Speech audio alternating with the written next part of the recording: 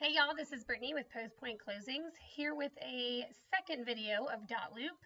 This is part two. The first one was an overview, and in this video we are going to be creating a loop as if we are putting in an offer for a client. Just to start this video off, I am not a licensed agent. I am not going to go over the contracts themselves with you and how to fill them out. This video is solely for the purpose of how you would get those documents in Dotloop, how you can add signatures, how you can add initials, and that kind of thing. I will walk you through. I am a transaction coordinator for a local agency here in North Carolina. So I have drafted offers and offer documents for agents. So I can attest to some of that and the steps that you would walk through to get these documents. But again, I will not be telling you what to put where and how to fill it out. More or less, we're just going to be, again, this is going to be Dotloop, and we may walk through some of the documents and just look at a little bit of the pieces, see where signatures go, where there's initials required, etc. So here we go. Again, part one, we talked about where to create a loop. So right here, we are in our loop. This is asking what the property address is. I'm going to call this test, test, test. Our loop template. So again, this here is something that if you're working for a brokerage, they may have created loop templates for you, which is very beneficial. If you don't, then you will have to, get the documents from wherever you would get them and add them in here. But our brokerage has created separate templates for our agents to use. So of course, I said we're putting in an offer. So of course, we're going to be using buyer documents for this specific instance. Continue. You can upload a picture here. So again, if you had a picture of your house, you could take one of these. We could put a beautiful picture of this home right here and done. Now it's going to create our loop. All right, so the status is obviously a pre-offer because it is not under contract yet. And we have withdrawn, sold, and terminated. So this is an offer that the sellers have not signed yet. So we're just putting this in as an offer. All right. And let's see, you can enter the sale price here. So let's say it's $200,000 and we're going to press view loop. You can also put in a closing date. But you could put in whatever you're going to put on your contract. But obviously we know that there is no closing date yet because again, this is a pre-offer. So I wouldn't even mess with that. Okay, so as you see here, these are the documents that were pulled in by the brokerage that we work for. So here we have an offer to purchase, we have an exclusive buyer agency agreement, a professional services disclosure, an FHA or VA addendum if that is required. We are in a military town, so we have a lot of these addendums. A lot of our military members use VA loans, so this is used a lot, which is why this one's pulled in. This is actually something that we don't use anymore, so I'm going to go ahead and archive that. And working with real estate agents. So just a quick sidebar, as you saw, if you have documents that you know are not needed for this offer, you can simply just archive. These three dots right here, go down here, press archive, get rid of any documents you don't need. I'm a very organized person. I love to have my folders just nice and neat and clean with only what I need in it. I make sure I always label this up here. You can rename your folders. So we 3 dots, rename. I always make sure this says contract documents. And then I always have an additional documents folder down here as well.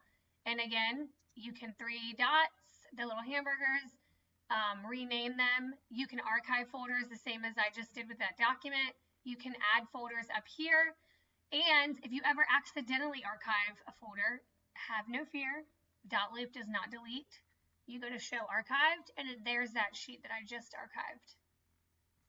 Okay, so we did put this in as test, test, test, but let's actually, I'm going to go to my local MLS, and we're just going to pick a property that I know we have listed, because we're also going to need to go over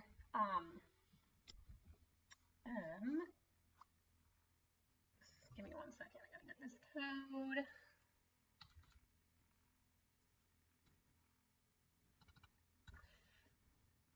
We need to get some documents when we're submitting our offer as well. So this is our area local MLS. If you're an agent or if you're a transaction coordinator, you're going to know that the MLS is where all the properties in your area are listed for sale. If you have listings, which I do also do listing management for our agents, we would enter in our listings here as well. So this is being used basically to say, okay, our client wants to put in an offer on, let's see what property I've got going on. 205 Castle Ridge. I'm going to go over here to back to my loop. Instead of naming it test, test, test, we're actually going to name it what I just said, 205 Castle Ridge. Okay. And if you saw what I just did there, I wanted to change the name of my loop. So all you do is click at the top and you can change it to anything. If you also, I guess I went a little too fast, go here, you can see the transaction type, the loop status, and all of these things, who the agent is, the brokerage they're working for, etc. These are going to be some of the property fields that are going to be pulled in, the address, etc. And you can put all this in on the back end if you would like to. And a lot of times it will go ahead and pull this into some of your documents. So that's always very helpful too. All right, so we are going to do a couple things. The first thing I always do is I try to figure out, okay, I put in all my documents, who are my buyers? So we want to go down here to people and we're going to add them, okay? If you are specific about the order that you want the names, for example, if you have John and Sally, if you want John's name to always show up on the contract first, you need to enter him in the people section first. If you enter Sally first, and then you try to go back and change it to make John first, it's not going to autofill correctly. You will have to start an entire new loop. So we're going to put John Smith first. His email is jsmith101@aol.com. By the way, this is a fake account. He is a buyer. Now, if you want to add phone number, street name, company, by all means. The more information you add, the more it's going to pull into the contract. For us, we don't need all this, so I don't ever mess with it. We're going to go to add person. We do not want to add this person on our team. If we wanted to add someone on our team, they can edit documents. So like an admin or another transaction coordinator, that's a great person that you can click like add to my team. That would be perfect. So Sally Smith. She is smith@aol.com. She is also a buyer. And we're going to add her. Don't worry that Sally's on the top. Again, if you add John first, he will be first in all the documents. Okay. So for our state, we need the offer to purchase, but we also have something called property disclosures. Every state's different. Yours may look different. That's not really important. If you work in our state, then this should be pretty much very similar. If you don't, then again, you may have different property disclosures, but I'm assuming that things will be very similar. So again, these are our required documents for our buyers to sign and fill out. But I'm also going to go to our local MLS and look at the document section, which ours is located right here, of whatever property I'm putting an offer in on. And if you see, they have a list of documents. So some of these are just for the purposes of your buyer to look at. But in my opinion, there's still great things to add. If I was drafting an offer for an agent, or if I was even doing a listing, these are things that I would put in here. So I would probably download the survey, the covenants, and all of these things and put them into that additional documents folder for my buyers to look over. Again, this is just for their knowledge of what kind of covenants and things like that are going to be with this property. This is a great form. It's called an easy offer. And basically it's telling you all the things that it's going to ask for on the contract. You can already have these pre-filled on the back end. So instead of me having to look all of these things up, it's already here on this form. I also need this residential property disclosure. And see, the great thing about this, when it's on MLS, it's already signed by the owners of the property. So all we need is our buyer signatures. So I'm going to download this one. RPD for whatever our property is. That's residential property disclosure. We have a mineral oil and gas.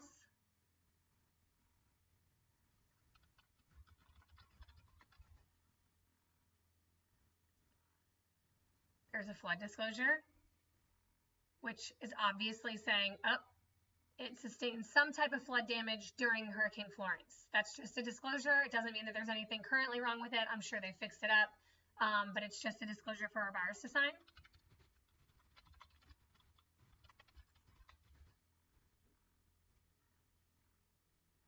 There's an elevation certificate, which is super helpful, and a flood policy. Those are all great things, again, that I would probably download and go ahead and take them right into this Dotloop.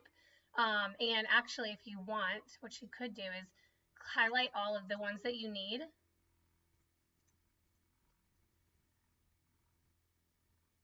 So this is going to combine them into one solid PDF. What you could do is press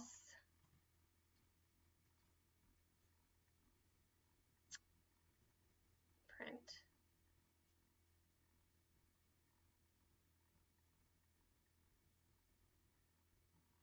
Okay, we're going to go over that in another video. We were just going to talk about how to split this document off, but we're not going to do it now. Anyways, what I would do, like I said, is download each one of those documents, and I would put them in that additional document section just for you to have in your buyers to review. So remember, we downloaded the disclosures, the flood, the residential property, the mineral oil. We're going to go to this add document section. Okay, we're not going to templates, because templates are going to be the things that are already in our system. We have to go to browse, because it's not a template. This is on our computer. We just downloaded it from somewhere else. So there's the flood, there's the mineral, there's the residential property. So I'm going to open all of those. Okay, so now I have everything that I need to go ahead and get this offer started. Again, this is we are in North Carolina. This is what's required for us. What's required for you might be totally different. It's something that you'll have to check with your brokerage in charge with and see what the requirements are for your state. But again, this is kind of an overview of how to do these things in Dotloop more than it is specific state-to-state contracts. Okay, so what I would do is one of two things. In this case, there's an easy offer, which is great. I'm going to use as though there is not an easy offer, though, because I want to break this down for you as if there wasn't one. The MLS is going to be a great tool for you, but I would also highly recommend looking at your county's geographical information system, because everyone's a human and everyone makes mistakes.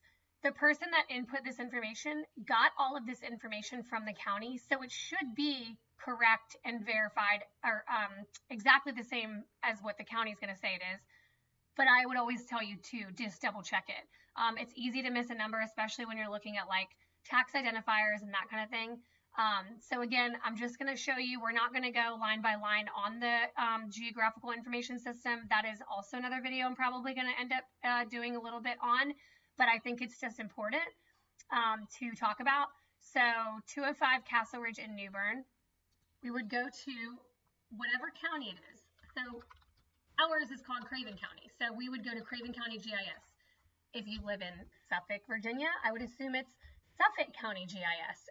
If it's, Pamlico County, North Carolina, it's Pamlico County GIS. Almost every county has their own geographical information system. They just may look a little different. Well, I know they look different because even variations from county to county are huge.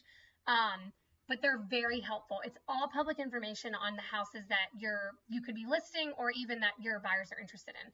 So for this one, we're going to go to 205 Castle. And again, I know that if you need to know, like, well, what county is it? I would just Google, like, the city. What city or what county is New Bern, North Carolina? And then it would tell you Craven County. So this GIS system is a little funky, like it doesn't want you to put the full address, so we always just do 205 in the first word, and then you press search, and there it is. So it's going to come up with the public records of who the owner is. In North Carolina, even though there is one person listed here, it's required in North Carolina that if you're married, they have to be on the listing documents or the offer as well. So you're going to go over here and probably see a man and a woman, and you do right here. the owner is actually a husband and a wife. So even though their name is not listed on here, if it is on this MLS, if there's an additional one, I would always go by this. So again, you're just going to kind of go back and forth and verify a lot of this information. So we're going to go over to our offer. And it's going to ask you, do you want to autofill? I mean, I would say, of course you do, right? Because if the more you autofill, the faster this is going to be. So if we're doing that, I'm going to go ahead and do a split screen, and you're not going to be able to see what I'm looking at, but just, let's see here. Actually, I can just do it like this. Hopefully it doesn't make it too small. So we're going to go to, all right, our buyers are John and Sally. We said that the owners were, and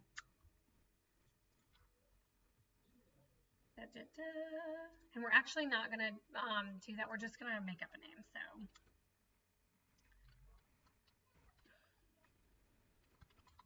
apparently I just like Joe, the name for today.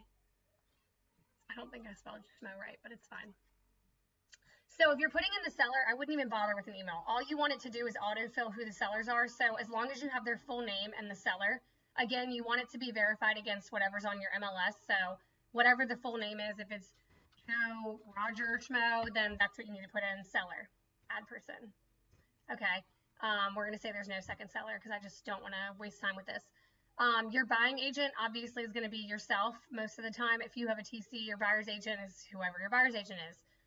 If you fill this in and you pick somebody, it's going to autofill with a lot of their information, which is great. The listing agent is, for our MLS, can always be found down at the bottom. Here it has the listing number. So you can, again, add the person. If these are only people that you've added down at the bottom of your loop, but if you wanted to add a new person, add person, and you can put. And she's the listing agent. Okay. Property, we just said, all right, so what's our property address?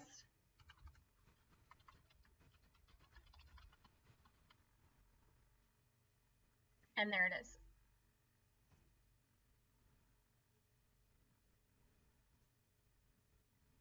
So what I did, it says, would you like to link this to a listing? A lot of times I would say no, and here's why.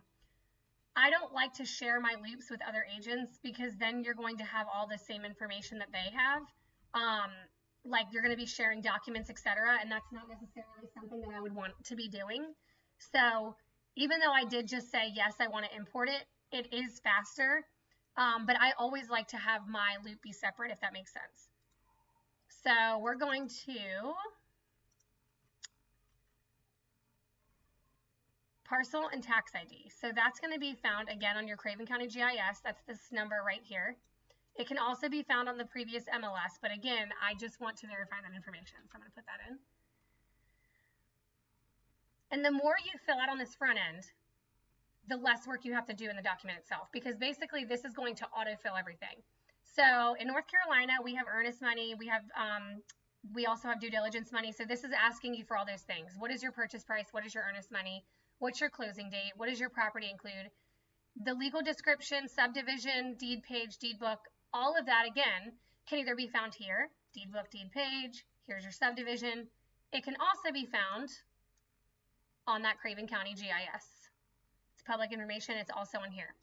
A quick little trick here, instead of having to search through this entire MLS sheet, what I do is press Control F, and I look for exactly what I need. So deed, oh, here it's highlighted, there's the deed booking page.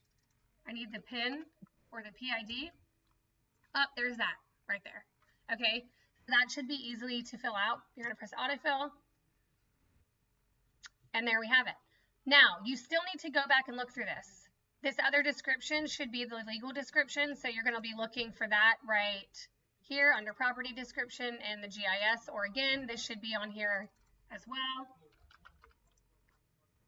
Legal right here. Okay, so what else? We also have the deed book and page. It didn't fill out because we never put it in. That's all there too.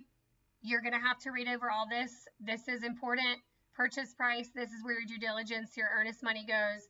Again, we're not going to go over a contract specifically, but I'm just going to kind of touch on like what exactly it says right here. Just no further explanation. So as you can see, the document did pull buyer's initials right here. Seller's initials. This was based on the information we put in at the beginning. So it's showing you right here that this is where John Smith is going to sign. This is where Sally Smith is going to sign. This is where Joe Roger Smith is going to sign. Now, we're not actually going to send this to Joe, the seller. We would send this to the seller's agent. So really, we don't need to have an initial spot for the sellers. I just added them in the front end just so that it would start filling in this line here. If you don't want to fill them in, you don't have to do that. All right, so this escrow agent here in North Carolina, our escrow agents are typically our attorneys, but that's not always the case. Again, we're not going to specifically go over the contracts, but as it says right here, buyer and seller consent to disclosure by the escrow agent of any material facts. They're giving this earnest money to whoever your escrow agent is. All right. The due diligence period, that's something, again, that we have in North Carolina. This is the settlement date, which is the closing date. We want to make sure, again, all the initials are at the bottom. Okay, these are things that convey personal property that want to be transferred. Again, making sure that all the initials are there. We have every spot for our buyers to sign. Buyer representations. This is going to be, okay, is it a cash deal? What funds are you going to be paying with? What kind of loan? This is the loan information here. Initials. Whether or not they have to buy or sell property in order for this to be contingent on the sale of this property. It's asking here, did you give them a residential property disclosure? Did you give them a mineral oil and gas rights disclosure? Obviously, we just downloaded those, so the answer should be yes. Or is it exempt? So then we're going to go here. Have they owned the property for more than a year or less than a year? That should also be, you can go on the GIS under sales info and see when it was transferred to them, which was 2013. Or you can also go on here and it should say that as well. It also says it on that easy offer form that we looked at.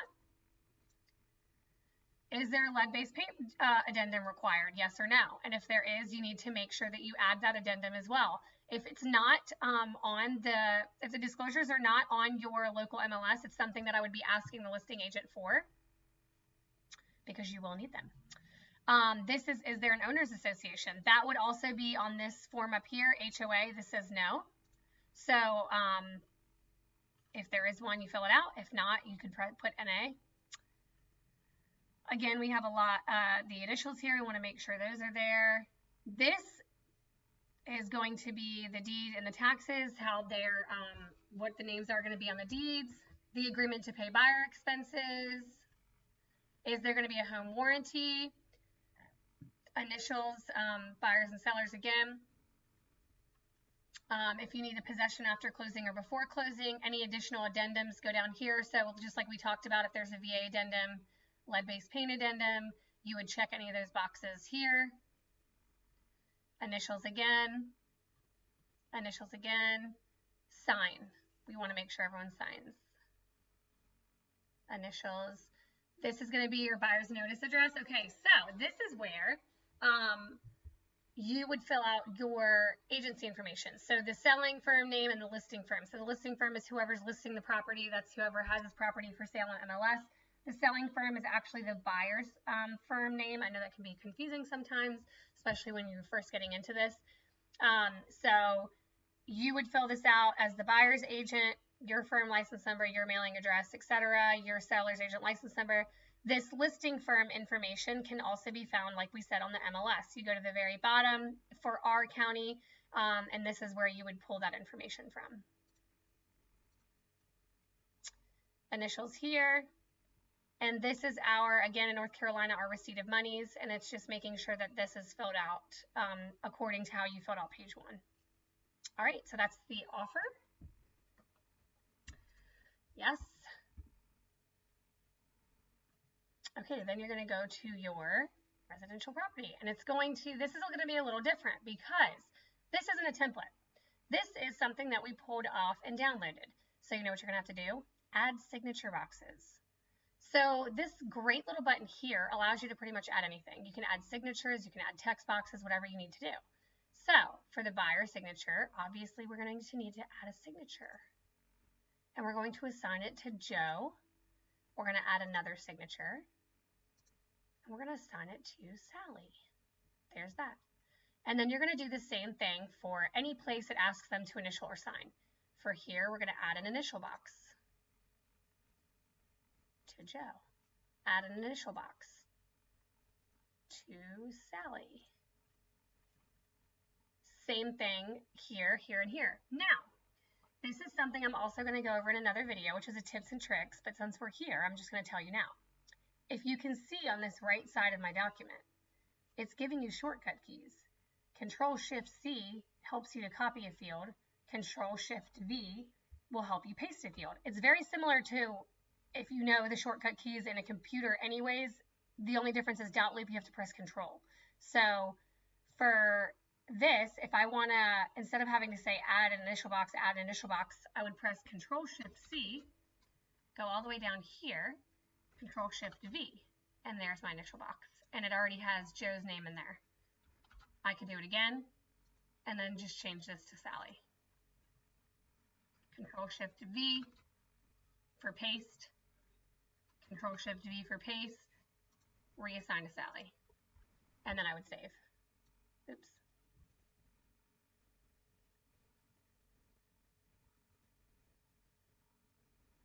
All right, and then the same thing with the rest of the documents. We're not going to go over each and every one just because, again, I'm not really talking as much on contract documents as much as I want you to know how to add these features into Dotloop. So again, adding initials, adding signatures. Same thing with our exclusive buyer agency. You can pre-fill this out on the front end. This is going to be all of your information, and it's your basically the agency agreement with your buyer. So what kind of property are you getting them, the location of it, you need to check the appropriate boxes, what's the compensation going to be, then you're going to be assigning this to yourself as the buyer's agent, and then filling these out according to how your brokerage or your state deems appropriate.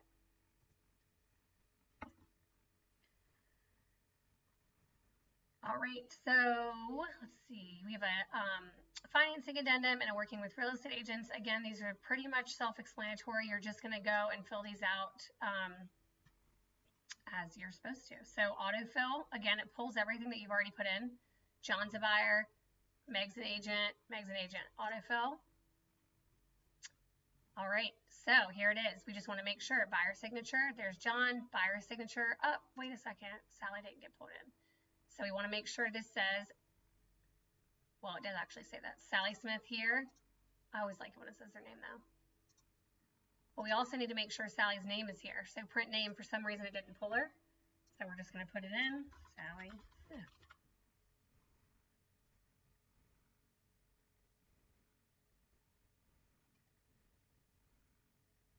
All right, so the other thing, like I told you, I would be pulling those extra documents in from the survey, etc., and putting those into the additional document section. And then we're ready to go. Once you verify that everything is the way it's supposed to be, you can do a couple of things.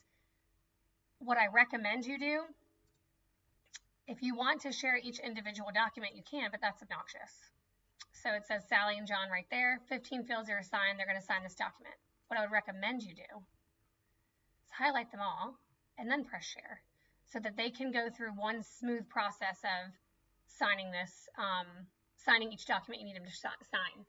Now, if you don't need them to sign the VA or anything else, first of all, I would have archived it already, or you can just uncheck it. If you've already had them sign some of these and you don't need them to sign them all, just uncheck the ones you don't need, press share. It's going to go directly to their email.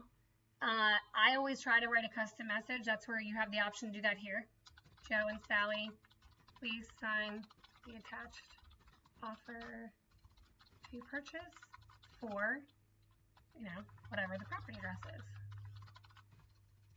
If you have any questions,